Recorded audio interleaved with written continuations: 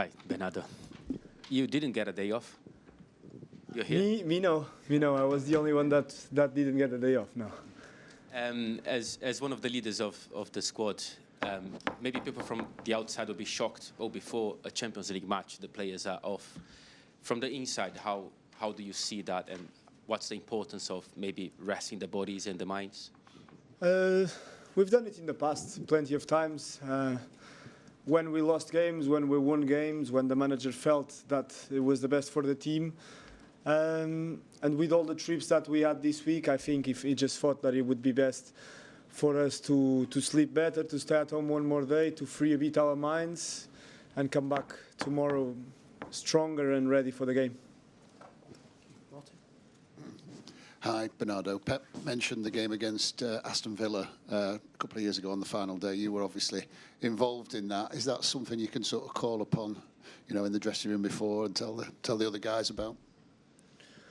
Well, this sport has taught us that a lot of things can happen in a football game, and even though the result in Madrid was really bad,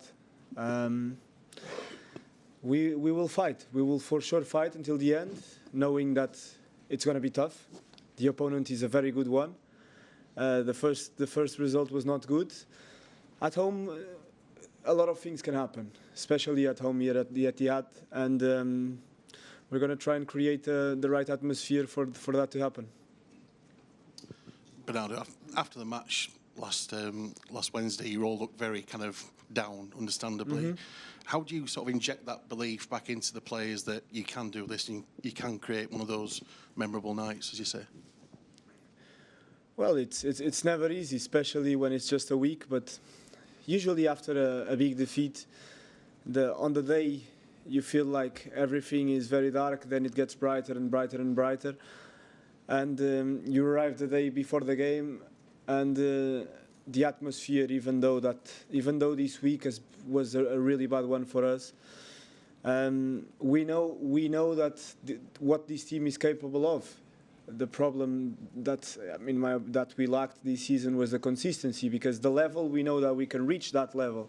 The problem that we had was that we weren't able to maintain that level for the right amount of games. So if we are on it tomorrow, we know that it's possible. You can obviously score the goals at any point in the game, Bernardo, but how important will scoring early be to get the team up and the crowd up if you are to pull this off? It would be very important, obviously. The earlier the better. I would also say that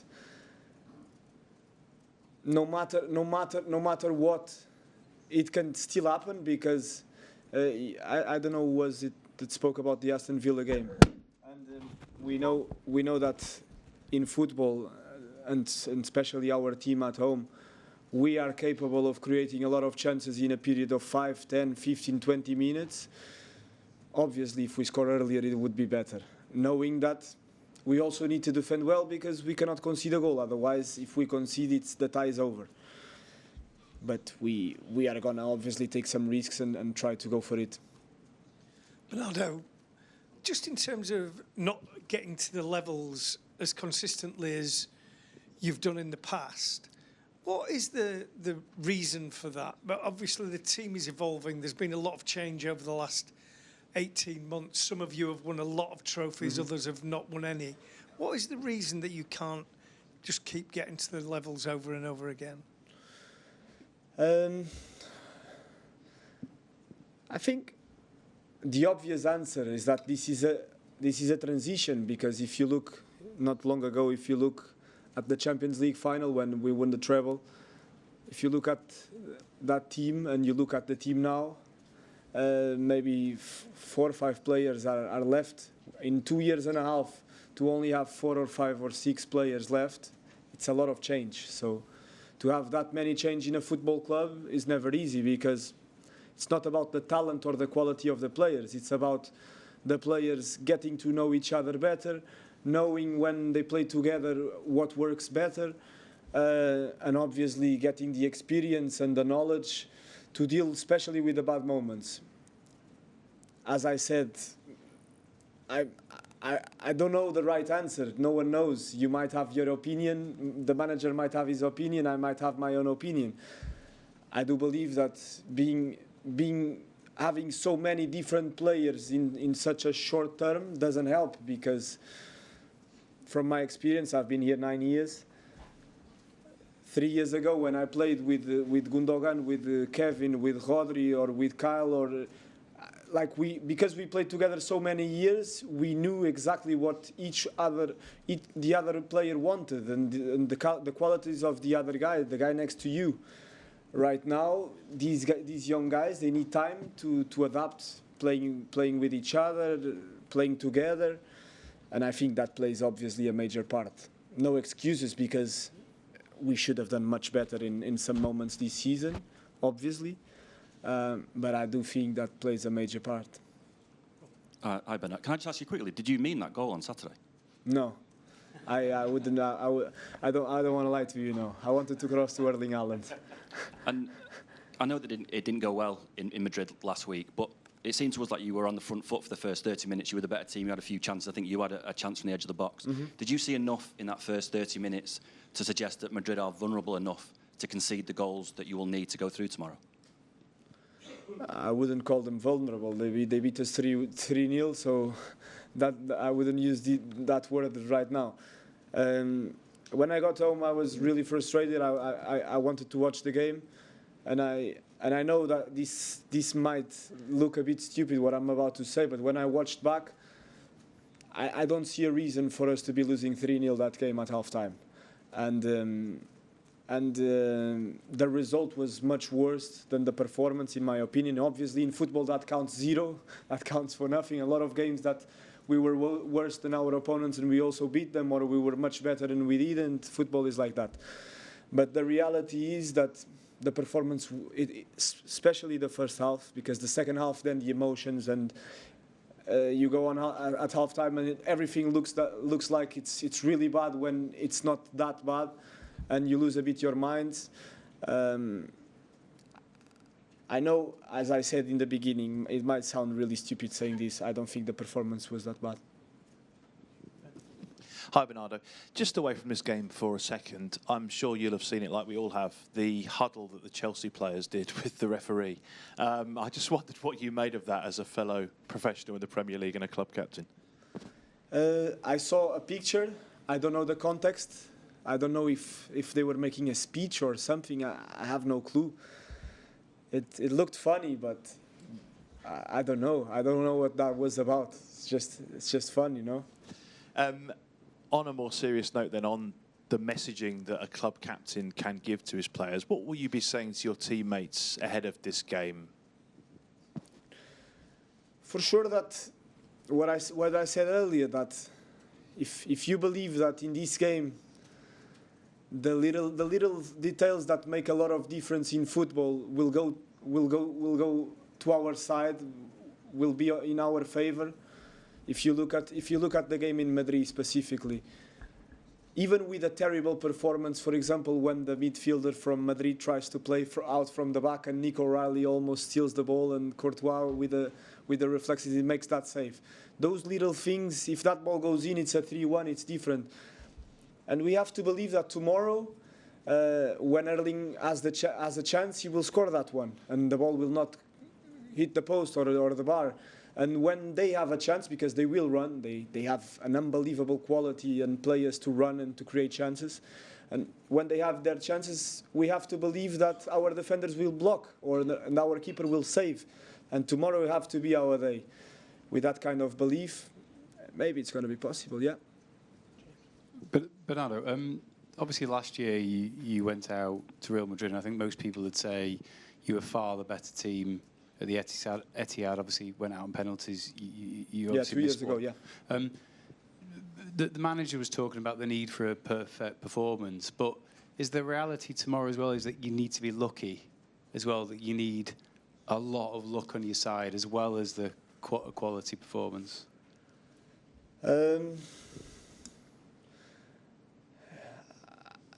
I don't want to. It's difficult for me to answer that question because I don't believe a lot in luck. So I believe a lot that the reason why throughout the years we didn't manage to be more successful in this competition. Maybe a little bit of luck, but it's never just luck. It's the little details that you need to get better. And the Champions League is a competition.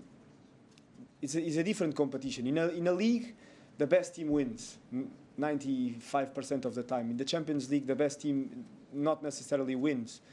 It's a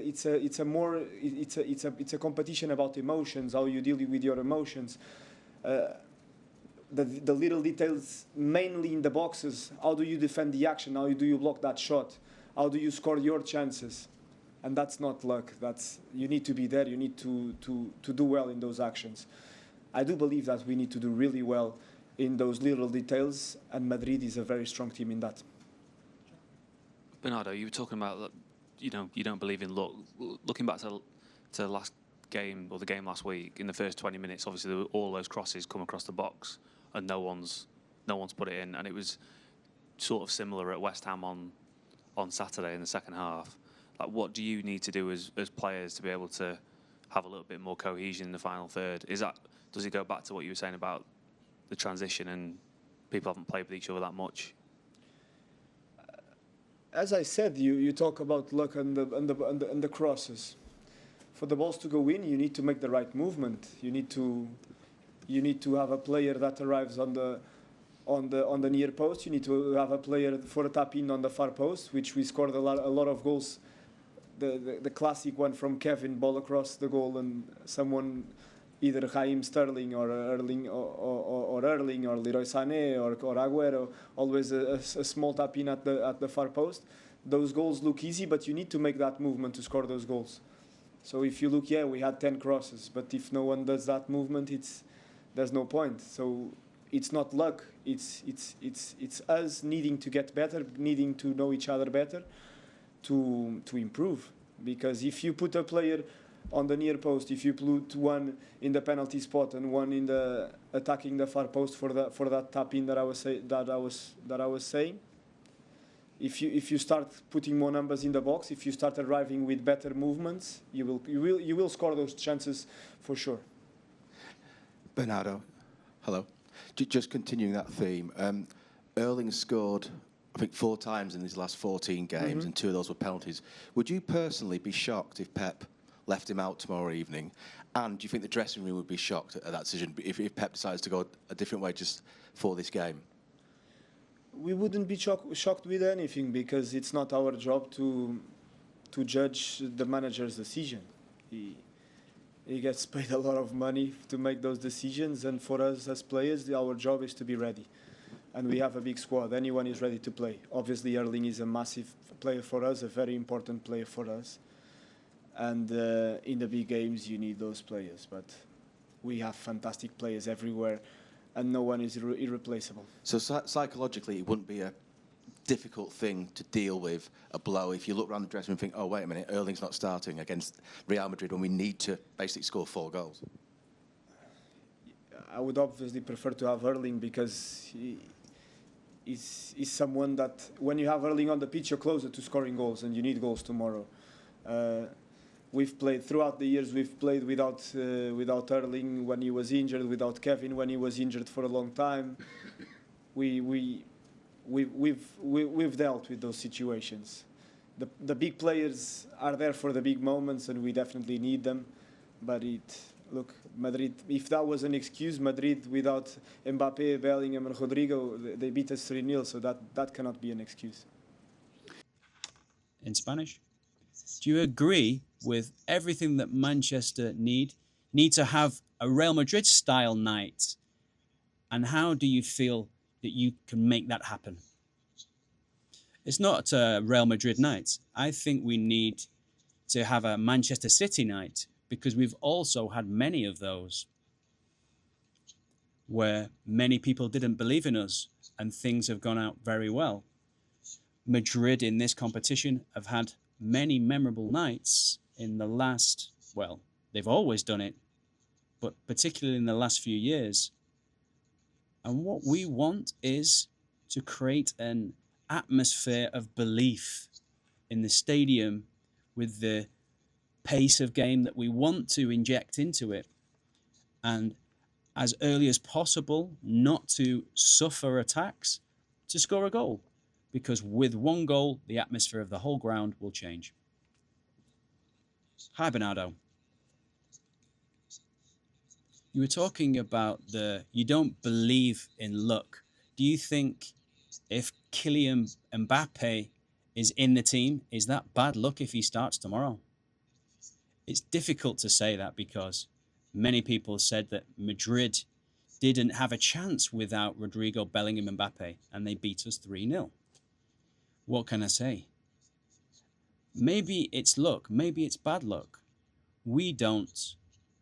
What we need to focus on is our work. To be prepared, to be us, to be Manchester City. To be able to create an atmosphere that's favourable so that all the players, all the people within the stadium believe that it's possible. It's going to be a difficult night, of course, but we're going to try and make it a joyous an occasion for us. And in terms of Real Madrid, we can't control anything that they do. Bernardo, you were speaking about those fine details. Do you think one of those fine details, in terms of your options of going through, would mean you have to score quickly? Do you feel that need to score early to pressure them? Of course, it would help us. As quickly as possible would be better. But in football, look, 4 or 5 years ago, I remember we were losing against Real Madrid. They scored 2 goals in the 90th, 93rd minute. So in football, 3 or 4 or 5, we were losing, years ago, we were losing 3-0 to Villa. And then in 10 minutes, we scored 3 goals. Of course, it's better to score as quickly as possible. But in football, many things can happen. So we need to not lose our heads, stay within the game, and try to create, as I said, this atmosphere whereby everybody believes that it's possible.